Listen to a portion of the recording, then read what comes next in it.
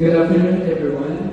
And po, yung ating pong napatutin ay a short video story about the apparition of Mary Mother of Hope. So yun, kumusta po kayo? I hope each and every one of you is doing great. Welcome po. By the way, my name is Brother Mike, one of the chapel staff. And on behalf of the Mary Mother of Hope Mission Station, the Landmark McCarthy Chapel, and our mission station priest, Reverend Monsignor Reginald R. Malikdem, we warmly welcome you, our pilgrims from Arkham ES Cluster 8. Tama po ba? Yes, that teaching and non-teaching personnel of Ermita Catholic School, Malaki Catholic School, and Santa Clara Catholic School, headed by Reverend Father Elpidio Biliran Jr. Welcome po sa inyong lahat. We are truly grateful for your presence with us today.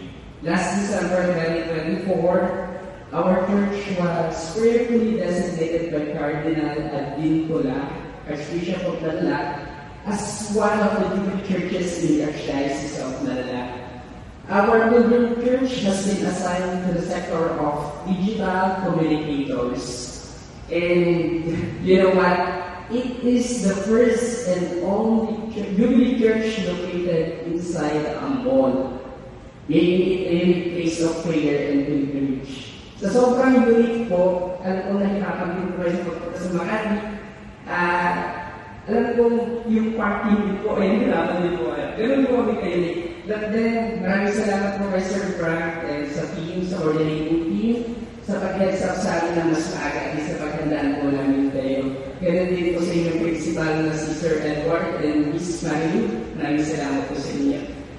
After completing your pilgrimage activities here in the chapel, you will be given a medallion and a stampita by our guards as a remembrance of your visit.